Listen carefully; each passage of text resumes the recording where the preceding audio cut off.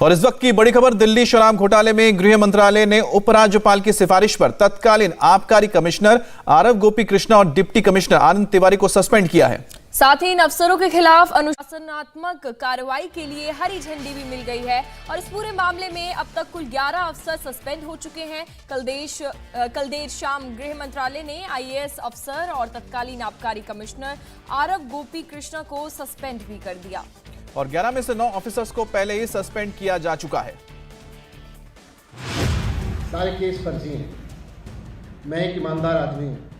In fact मैं अरविंद केजरीवाल जी की team में हूँ ही इसलिए कि मैं एक कट्टर ईमानदार आदमी हूँ। जब कोई चोर पकड़ा जाता है, कोई भ्रष्टाचारी, कोई रिश्वतखोर पकड़ा जाता है, वो कैसे बिलबिलाता है, ऐसे ही आज आप और केजरीवाल बिलबिला रहे। ऐसे व्यक्ति को तो भारत रत्न मिलना चाहिए। भाजपा ऐसे लोगों को चिमटे से भी नहीं छुएगी।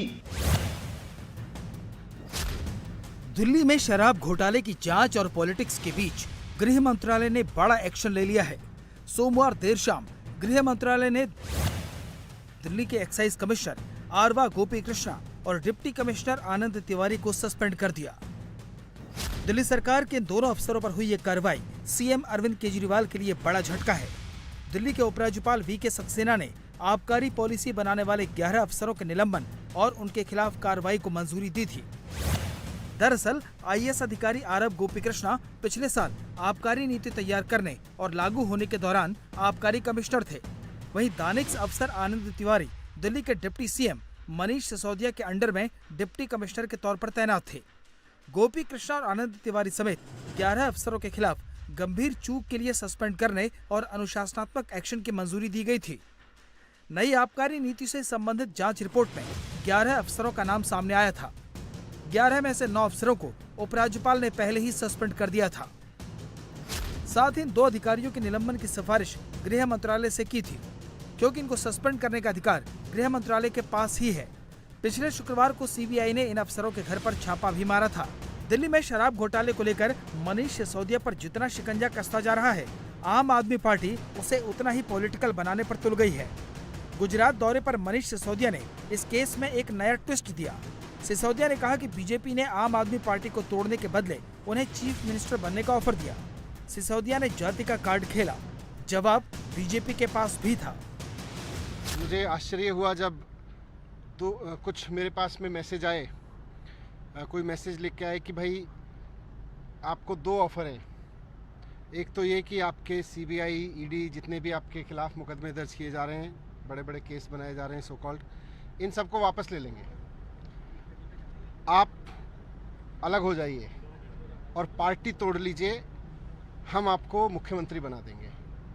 तो मैंने बहुत स्पष्ट शब्दों में उसका जवाब दिया और मैं आपके सबके माध्यम से भी देना चाहता हूँ कि अरविंद केजरीवाल जी मेरे राजनीतिक गुरु हैं और मैंने इनसे सीखा है। इन्हीं के मार्गदर्शन में दिल्ली में एजुकेशन में इतने बड़े बड़े बदलाव हुए हैं, इनके विज़न के फलस्वरूप हुए हैं। मैं राजनीति में इसलिए नहीं आया कि कुछ सपना है मेरा सीएम बनने का, पीएम बनने का, कोई कुर्सियों पर बैठने का। मैं राजनीति में इसलिए हूँ कि दिल्ली के और देश के हर बच्चे को बहुत शानदार शिक्षा मिल सके। मेरा सपना ये है। मेरा सपना मुख्यमंत्री बनना नहीं है।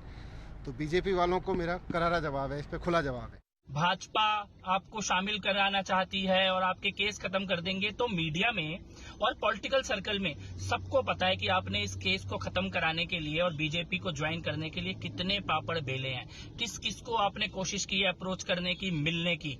लेकिन आपके लिए भाजपा के दरवाजे बंद हैं, नहीं खुलेंगे और ये बात आपको पता है। इसीलिए जब कोई चोर पकड़ा जाता है, कोई भ्रष्टाचारी, कोई रिश्वतखोर पकड़ा जाता है, वो कैसे बिलबिलाता है, ऐसे ही आज आप और केजरीवाल बिलबिला रहे हो। मनीष सिसोदिया ट्वीट कर रहे हैं अभी और उन्हें महाराणा प्रताप याद आ रहे हैं। जिंदगी भर मनीष सिसोदिया और अरविंद केजरीवाल ने औरंगजेब की इबादत की है। जिंदगी भर औरंगजेब को मानने वालों के तलवे चाटे हैं, तुष्टीकरण की राजनीति की है। आज जीवन में पहली बार महाराणा प्रताप का नाम ले रहे हैं मनीष सिसोदिया और अरविंद केजरीवाल। जेल जाने के समय महाराणा प्रताप जी याद आ रहे हैं। ये ठीक नहीं है, ये नहीं करना चाहिए। सिसोदिया जी, आपको राजपूत समाज के प्रचंड आक्रोश का सामना करना पड़ेगा। इस प्रकार से महाराणा प्रताप जी का अपमान करेंगे। पूरी आम आदमी पार्टी मनीष सिसोदिया को डिफेंड कर रही है। अरविंद केजरीवाल इसमें 1-2 नहीं बल्कि 4 कदम आगे निकल गए। केजरीवाल ने तो सिसोदिया के लिए भारत रत्न की मांग कर दी।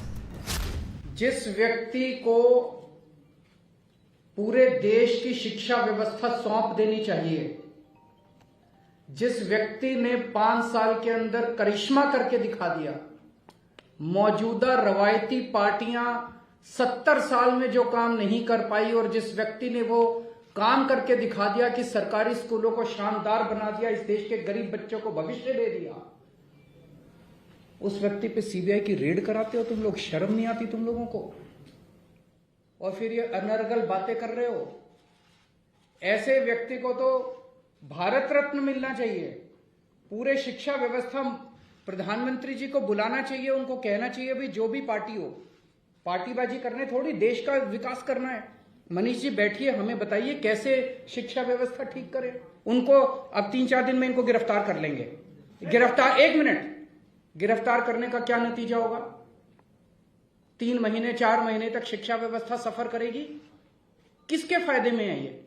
पूरा केस फर्जी है, किसको फायदा होगा? हम काम रुकने नहीं देंगे, लेकिन थोड़े दिन के लिए बाधा तो पहुंचेगी। इससे देश का भला होगा क्या?